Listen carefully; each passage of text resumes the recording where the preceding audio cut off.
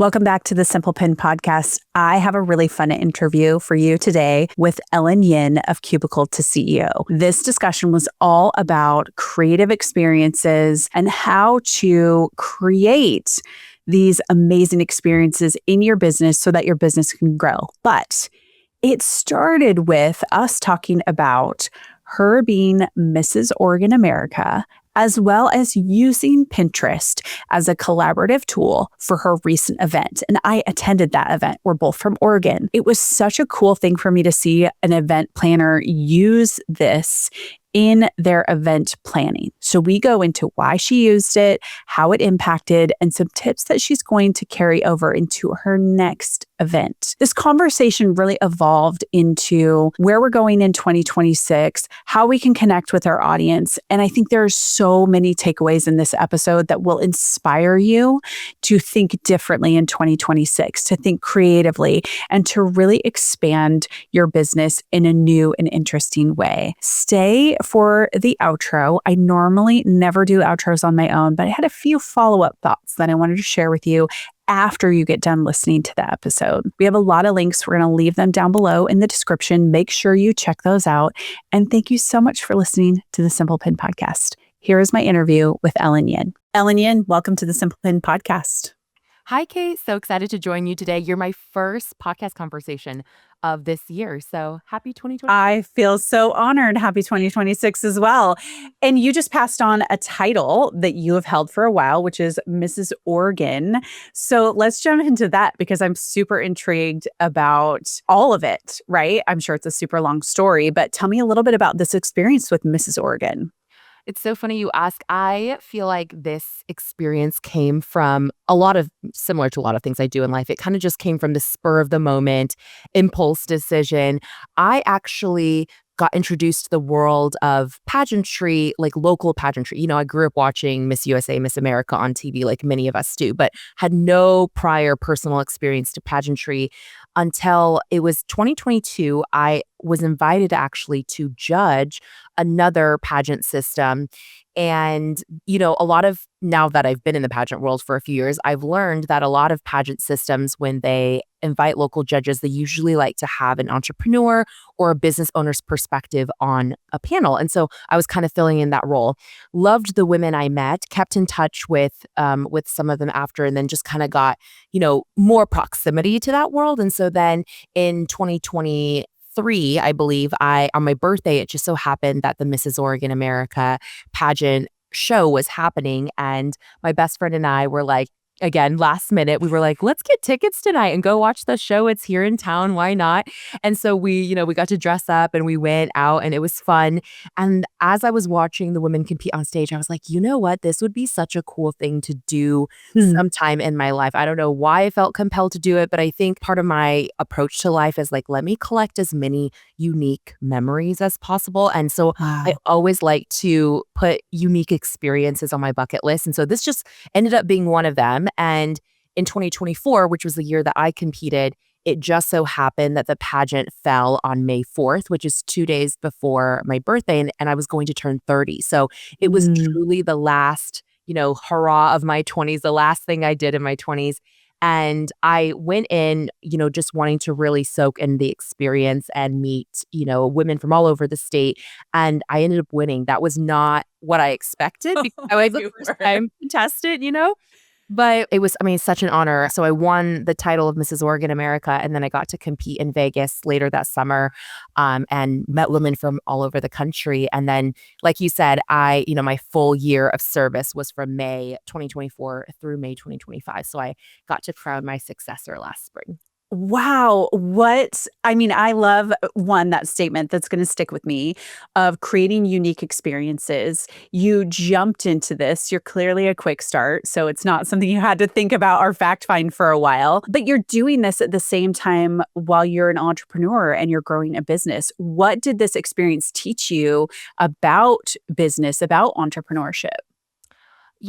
I think there's actually a lot of parallels between what I experienced both as a contestant and a title holder in pageantry and what we do every day as business owners, which is to show up, tell a story. In pageantry, it's telling a story around a cause that's important. In the pageant world, they call it like, what's your platform? You'll hear people ask that all the time. What's your platform? What's your cause? It's usually something that is close to your personal life. For me, I used the pageantry platform as an extension of the work I was already doing in my business at Cubicle to CEO. So how do we help support women entrepreneurs, women-backed businesses? And I believe that businesses in many ways are the best way for women to become financially independent, to have the resources to be able to, as a mutual friend has shared, to bankroll the change we want to see in the world. And so I really felt that a lot of the skills that I learned through entrepreneurship, public speaking, being able to connect with people of all different backgrounds, right?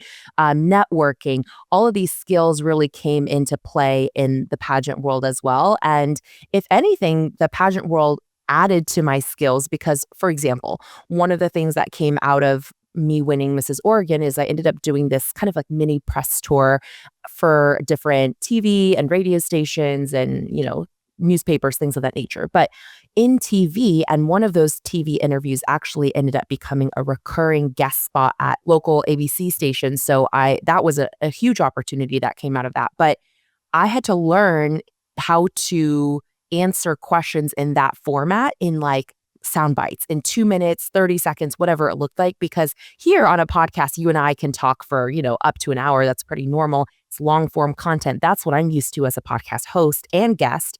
But having to learn how to answer questions in, 90 seconds on TV or in 15 seconds on stage when you're asked an on-stage question, those types of skills were more refined through this process. That is amazing. You just get to see both angles, right?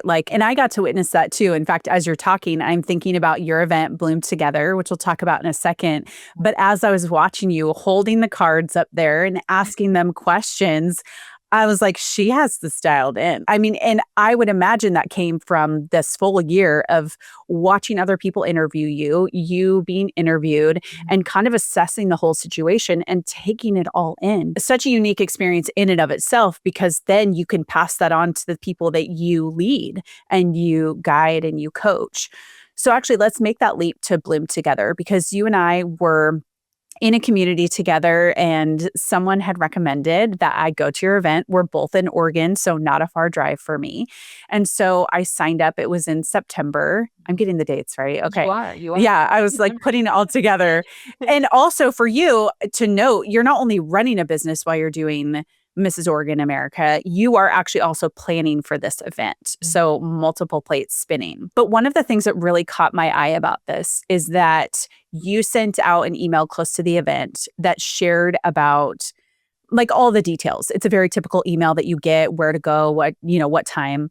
But you also added in there this Pinterest collage that linked to a Pinterest board that talked about what to wear. And I caught that and I thought, I've never seen an event organizer do this, because the number one question that women have is, what do I wear? And so they first ask their friends. So you took this leadership to say, okay, here's the look, essentially. I know it's such a small thing and we're having kind of a big conversation around all of this, but what even made you think to use Pinterest? I just don't think a lot of people would have even put together to share a Pinterest, lookbook.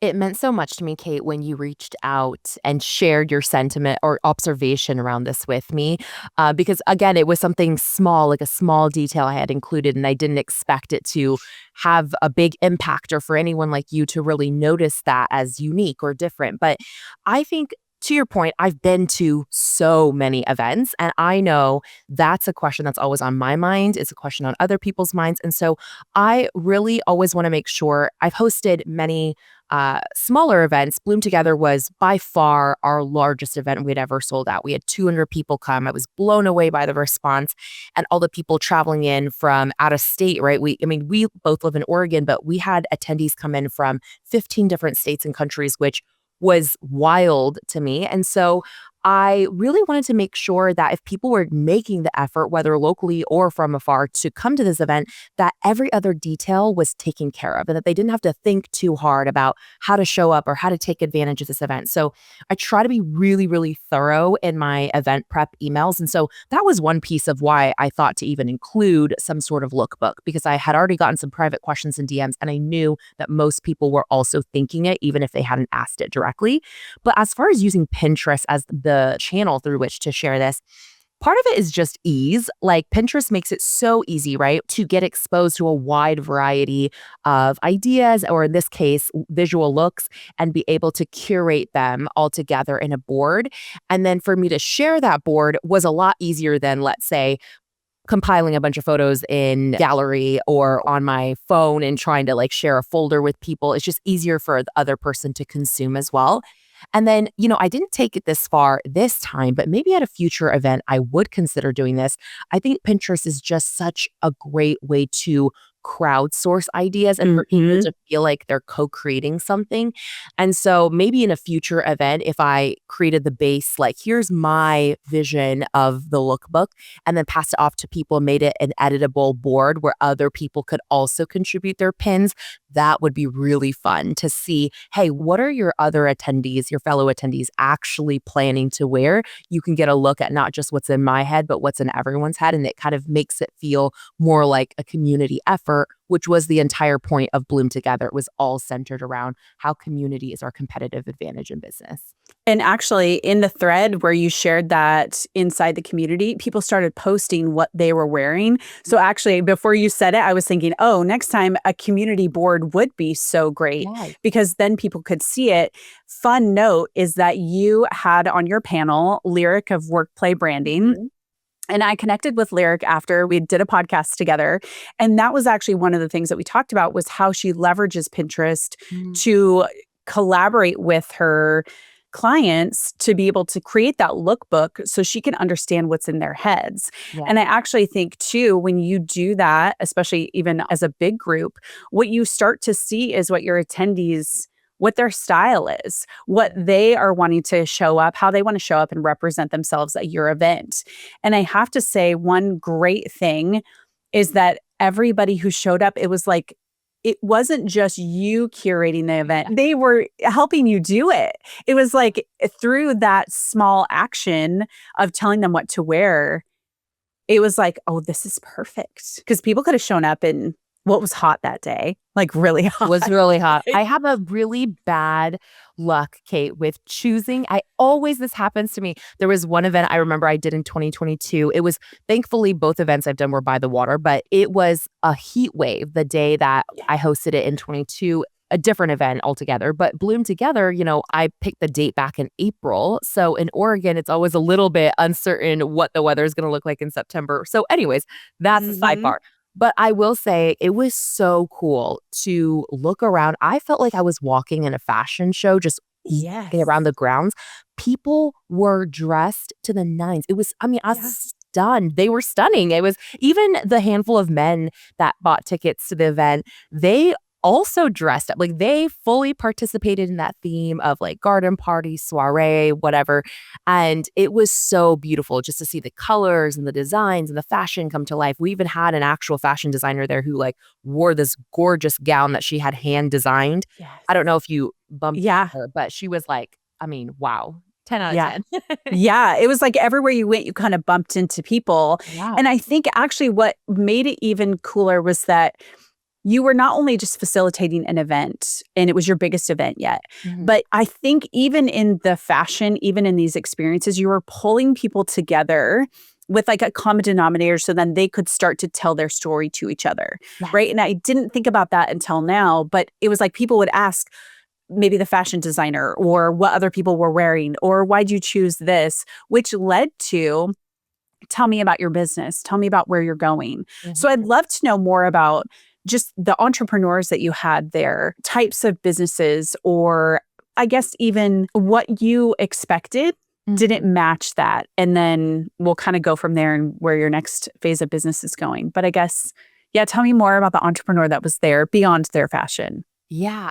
I was so excited because we truly had such a diverse representation. I truly mean that in every sense of the word. I agree. Even within, like, if we're talking about industry or not profession, expertise, we just had such a variety of businesses. We had everything from retail brick and mortar entrepreneurs to media entrepreneurs, to people who are online service providers or coaches, to people who sell e-com products, like created their own consumer brands, right? So physical products. I mean, it was just across the board. There were so many different types of businesses. We had real estate agents, we had hairstylists, we had, it's just everything across the board. And I loved that because for me, one of the things that I think has allowed me to be more creative in business is that I'm always, always trying to look outside my own niche, my own bubble to source ideas. And so I, exist as an online business. Cubicle the CEO is a media company. And if we narrow down even further, I got my start in the social media services space and then eventually evolved into online education, so like courses, coaching, retired from coaching programs in 2023, and then, have since existed as a media business. But even within my bubble, there's a lot of the sameness. And so I really like to get outside of my industry, outside of the type of business. And I learned so much from observing brick and mortar businesses, from observing e-com businesses, from just observing different types of entrepreneurs. And so I really think that was a strength of our event and something I will continue to strive to do to bring together a diversity of people at future events. Yeah, I met somebody who was a university professor and she was from Canada. And I loved even listening to her and talk about where she was at. And I agree with you. It's so easy to get into our own bubbles. One, because we do want this affirmation of, am I on the right track? And we are very similar. So this gives me kind of this litmus test of whether or not I'm on the right track. Yeah. But in agreement with you is that when we get outside of that and we just start listening to other people's stories and we're listening to their experiences, all of a sudden it bumps up against what we have in us. And we go, oh, I didn't think about it that way because we didn't have a different vantage point. So I think what you're doing is so unique and needed. And actually, that's even a goal for me this year is to go to different events that I never would have gone to before, just so that I can sit in the room and absorb the experiences of what is happening to be a better business owner. Because you want to be able to you don't want to be able to speak to everybody's problem, but you want to be able to show up with an empathy, with a listening of, I want to track with you. I want to understand what you're doing. And not only do I want to understand, I want to also learn from it. And I want to walk alongside it. So I'd love for you to tell me a little bit about 2026, what that has for you. I listened to your podcast the other day where you're talking about switching from a free podcast that you've had for a long time. By the way, you should sign up for Ellen's emails. I love them. I've taken a lot of inspiration from them and just you sharing case studies. And I don't know if you did this intentionally, but I'll say this is what I observe, especially now that you're talking about this, is you're saying, I'm going to go out and I'm going to be in these diverse experiences. And then I'm going to share these experiences with people that maybe they haven't even thought about getting into these spaces, but I'm going to actually pass on those experiences to other people so they can feel like they're in these different spaces with case studies. And so I love that. So that's like a little sidebar there. But tell me more about how you want to continue to facilitate that in 26. And I guess the big leap of going to a premium model. Yeah. Well, first of all, very astute observation, Kate. I feel like you're so good at picking up on these like subtle nuances. Exactly what you said. I learn best in my own life through experimentation, but I know not everybody has that same risk factor, right? Or learns in the same way. So I kind of, the way we've built our podcast and our newsletter is really, how can we go first? Either we, like me and my company personally, or the guests that we invite on our show, how can we do the experiments for you and then bring back what worked, what didn't, how we executed things, what the results were. We're a very data-driven show, as you know. And so people exactly get to almost like live vicariously through the experiments of other people, other case studies that we feature on our show and in our newsletter, the CEO Stand Up. So that is the premise of the content that we're creating. And as far as moving to a premium model, this is something that's kind of been a long time coming. I started my podcast in July of 2019. It's been, what is that, 6 some years? Almost 7. Almost 7. Yeah. Almost 7 years. We've produced over 400 episodes now at this point. And it really has been a huge investment of our company's resources. And I mean that both from a time perspective, which, by the way, if you want like the nitty gritty, if you're listening to this and you kind of want the nitty gritty details behind how we came to this decision, how we're executing this decision, you can go to our podcast. I'm sure, Kate. I'll link it to the exact one. It is fascinating. I would say if anybody wants to watch someone transition from this in real time, I think you and your producer did such a good job of laying it out and teeing it up. And I love to watch people who are making transitions, because I would say in this online space, it is very nerve-wracking to make pivots or transitions, because sometimes people have never done it before, or you don't know how it will be received. So you as a business owner are saying, okay, I'm going to take this leap. Kind of hope it works. I'm really excited about it. So I hope other people pick up the excitement too. Yes, it's always a risk for sure. Luckily, we have been fortunate that all of the feedback I have gotten, at least privately or anything that I've seen publicly, has been positive. Great. I'm sure there may be people who feel differently, but they have a right to that opinion, and we have a right to make the best decision, right, for our business and the sustainability of it. And ultimately, that is what it comes down to. So long story short, the driving factor behind making this move is twofold. One, over the last 6 some years, a large percentage of my time, and then, like I mentioned in the episode, our full-time employee. She was a full-time employee for about 4 years before she opened her own business, and now we're a client of hers. But at least one full-time W-2 wage, and then a good significant chunk of mine was dedicated to creating the show for many, many years for free, basically. Like, yes, we would earn some small amounts of ad revenue through it, but nothing that would even, I guess, cover production costs, right? And so that was one part, is like, how can we make this more sustainable if we want to continue to do the show long term? But the second piece of it really comes down to, how can we continue to improve the show, bring on even higher caliber guests, hire a dedicated social team to really grow the show? How are we able to invest in those things further without dedicated revenue from this thing that, we invest so much time and labor into? And so because of that, the math has to math. And so that's why we decided to pivot into let's go back to the people that we create this content for. It's not the sponsors, it's our subscribers. And how do we work with our listeners to co-create a product? We already treat our show as a paid product, even though it's been free for 6 years, but how do we continue to improve upon that and iterate on that and create an even better experience for our listeners, so they truly feel like every episode they listen to is like a masterclass. They walk away with something very specific and tangible that they can apply, even if it's just expanding their mind to, again, new ideas, what's possible, things that people are testing in businesses outside of their own. So very excited to see how that experiment goes. As of this recording right now, Kate, we have not even yet launched the subscription. It'll be going live in probably a week or two's time, but we have launched a waitlist. And this was another fun and I kind of played with is, this was my first time offering a paid waitlist. So it was only $1. Right? Like, you had to pay $1. So wasn't anything wild, obviously, but the idea behind it is we wanted people to join the waitlist to be part of some of our pre-launch decisions. Again, this idea of co-creation is really central to everything we do. And I wanted people's feedback who were actually invested in the future of the show. So how we framed it was, pledge $1 to get on our wait list. You'll be added to a behind the scenes group chat where we're going to be, sending polls about, like, right now in the group chat, they're helping us pick our show covers, right?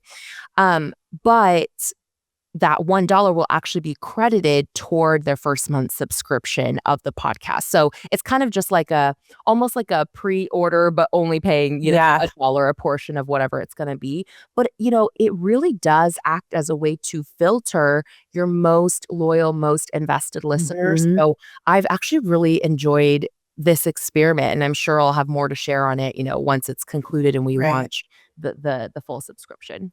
Well, and I also think one of the unique parts about 2026 is the shift in AI and how AI is swooping up content, right? Yeah. So there's an element of creators and developers of podcasts or blog posts or whatever that I think there's a point of fatigue that says, I have put out so much. And it's not like I don't want to be generous, but I kind of want to pull that back into the inner fold of those who are invested, like you said, those who want to build with me and those who want to have a more intimate part of that story. Because if we think of this, I guess, behind the scenes or this inner circle community, and we want to curate that, if we look at the options out there, it's like, okay, we have Instagram that feels kind of connected, but really we never know who's going to see our posts or what's going to happen with the algorithm. Yeah. Or then we have email, or then we have podcasts. So what you get is you kind of sharing behind the scenes, but only these weird fractions in weird places get a chance to see that. And so you don't have the ability to curate or connect with them. Whereas when you swoop it all up into this place that says, here is now this kind of, for lack of a better phrase, like sacred space. Yes. And we get to talk about these things. We get to move together, and it's ebb and flow. If you want to be a part or not be a part, you can certainly do that. But it's this one container now where you get to have full expression. And you know that like those who are in there receive it 100% guarantee because they're in it instead of wondering. And there's a lot of relief for a creator. And I think a little bit of more releasing of creativity when you have that container and you're not, I guess, bound up by an algorithm. Yes, exactly. And I think too, just the nature of podcasting as a medium, I'm sure you've experienced this yourself as a podcast host, is there isn't a whole lot of feedback unless you're like specifically asking people. I mean, sure, once in a while people will naturally just DM or whatever and be like, oh, this episode really resonated with me, or I love this guest case study or whatever. But for the most part, there's not a whole lot of dialogue happening with listeners. It's very much kind of like even for the listener, it's a very siloed experience, right? They're not talking to fellow listeners about their thoughts in the way that people read books or blogs or consume really any other form of media. And so I really love that, being able to move this to a premium model where every paid subscriber also has access to a private off social community for conversations around the episodes, also allows people to engage in that dialogue. So they're not just listening to something and kind of in their own mind around, okay, how does this fit within my business? Or how can I take this idea and XYZ, right? They're able to have those conversations. We're able to hear and listen into those conversations and participate and facilitate as well. So I think there's a lot of benefits to what you're saying, what you're observing in 2026 of people being more intentional about creating their own defined spaces. And it definitely wraps back around into, the conversation we've been having around community and how important it is to build and create your own community. Even if you don't think of your business as a community model, I think that is what makes your brand sustainable or differentiated from other businesses offering similar services, products, or offers. Yeah, 100%. And I think I totally resonate with that of I will meet people in person who have listened to the podcast and they'll say, oh my gosh, I've listened forever, or I love this. But you don't get that. Like as we're having this conversation and we hope there's lots of listeners to it and that it impacts them in different ways and kind of sparks their idea of having unique experiences. But we rarely, if ever, get an opportunity to have follow-up. So it is such a joy to be able to listen to people who say, this hit me in this way. And what this does for you and I as creators and podcasters and people who tell stories is we go, oh, I have somebody else that I can tell their story. Or, oh, you liked that?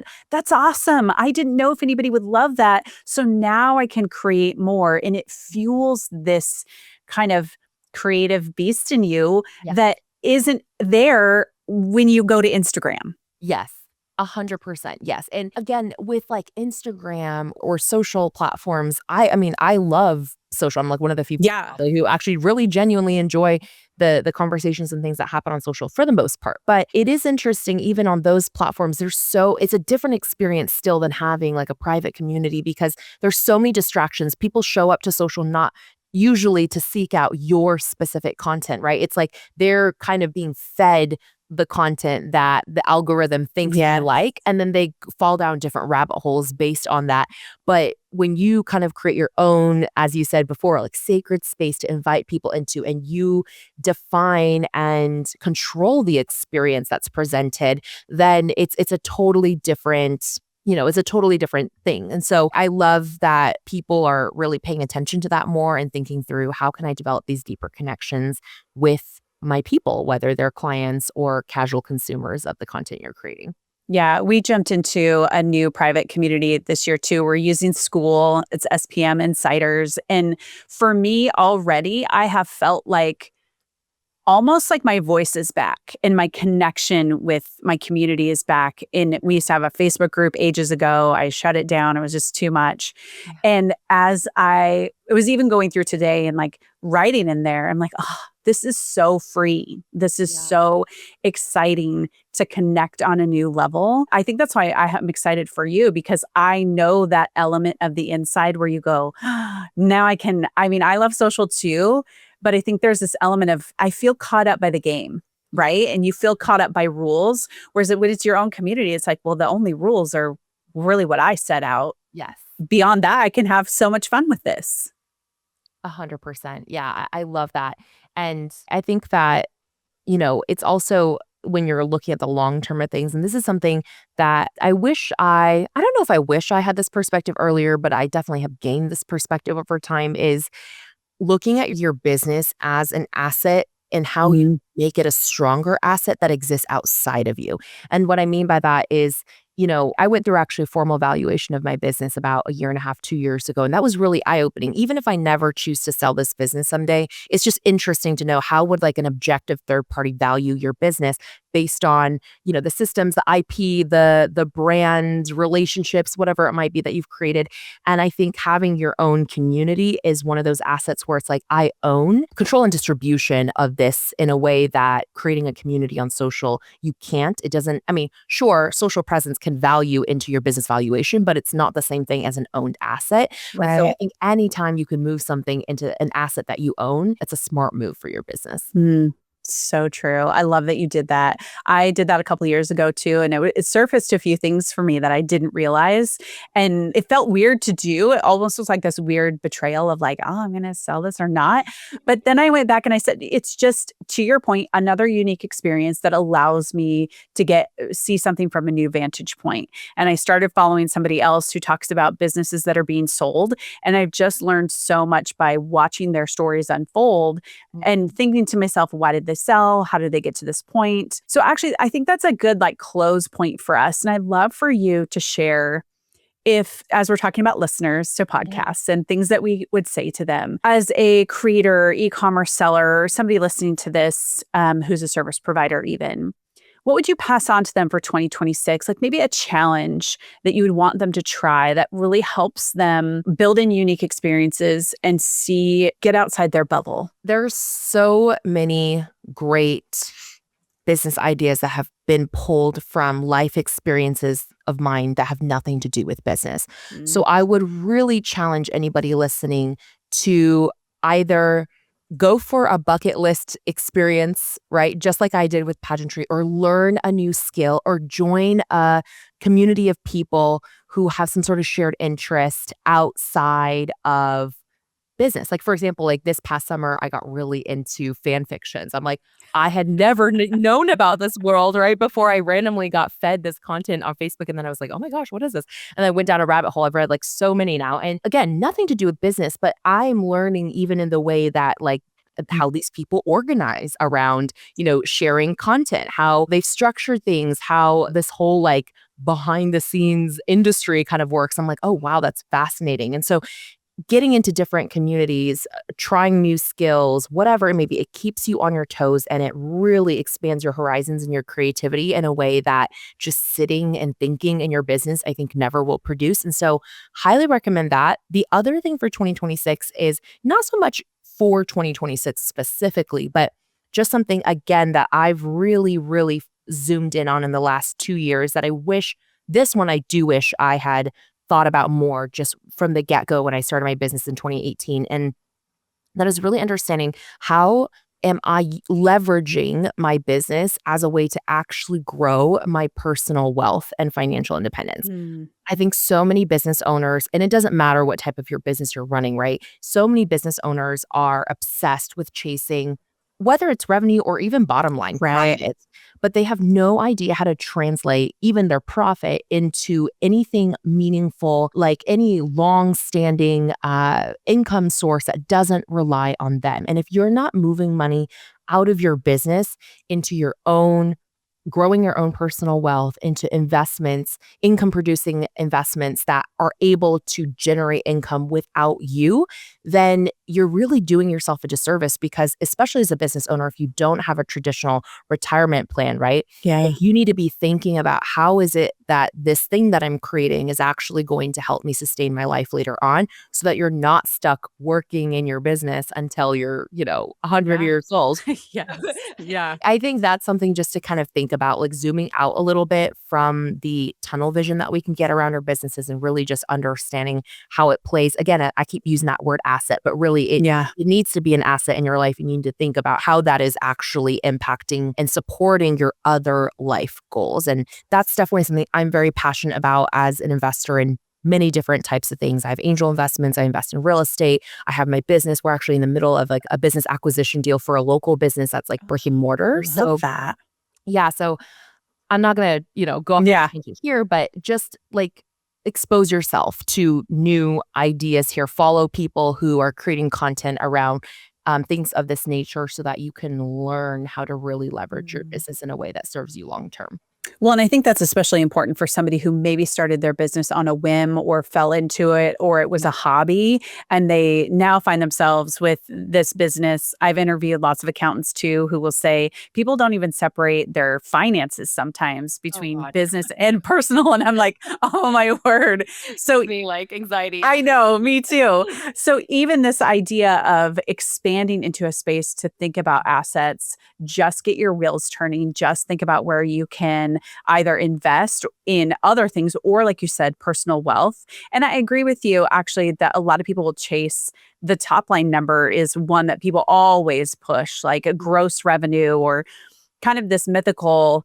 It's not mythical because it can happen, but it's this reach for the six figure, right? It's this number, but there's so much more behind it. And moving out of that and going, okay, what does this mean for me? What does income growth mean for me? Or wealth, acquiring wealth mean? So I love that challenge for 2026. So you've dropped a lot of like little seeds, and I know there's going to be people who want to follow along. I know I will, and I'm already on your email list. So tell people how they can connect with you. Thank you, Kate, so much for this opportunity. I would love for you to join us on our list. As Kate said, the CEO Stand Up is our weekly Wednesday newsletter that goes out that always features the case study of the week. And so if you're someone who I like to say is a little nosy, but in a good way, like you you kind of like to see what are other people doing in their businesses? What are they testing? How's it going? What are the numbers? That's what our newsletter is all about. So the link will be below in the show notes, I'm sure. But for just day-to-day content around our podcast, Cubicle to CEO, you can follow us at Cubicle to CEO. And then if you're more interested on the, what are you doing outside of your everyday business? Then my personal account at Miss Ellen Yin. This year, I'm planning to share a lot more content around the other investments and the other business deals that I do outside of my main business. And so if that's of interest to you, come say hi, send me a DM, say, hey, I heard you on Kate's podcast. I'd love to know where our common connection is. Oh, I love that. All right. I'm going to for sure follow you and just watch it the whole way through. So thank you so much, Ellen, for sharing so much wisdom and experience with us so that we can pass it on to others. I really appreciate it. Thank you. Okay, I rarely do outros on this podcast, but I had to share two things that I didn't get to share while we were talking. Number one, at the end, Ellen was talking about engaging in watching different things or reading different. She talked about her fan fiction. I just recently watched the Taylor Swift documentary about the Eras Tour on Disney Plus. And I will tell you, I walked away with more lessons about business leadership for your community and for your team than I have in a long time. They were subtle and some of them were not so subtle. They popped up around there and I thought, these are so cool. So go watch it. Taylor Swift Eras documentary. It's a 6-part series on Disney Plus. Number 2, if you want access to that behind the scenes where I am talking more about these interviews, my thoughts, there are a lot of them these days, you can join SPM Insiders for a really low monthly fee. Just click down below in the description. You'll see a link to it. You can cancel anytime, but it is such a fun community already where we are having conversation about the latest news with Pinterest, any rumors, or just discussion about how to be a better Pinterest marketer and a better business owner. So if you want to join that, just click down the link below. Thank you so much for listening to the interview with Ellen and I. I hope you took away some really great tips. There was a lot in there that Ellen and I talked about even after we shut off the mic and just had a really encouraging discussion about going into new places and spaces. Alrighty, thanks so much for listening.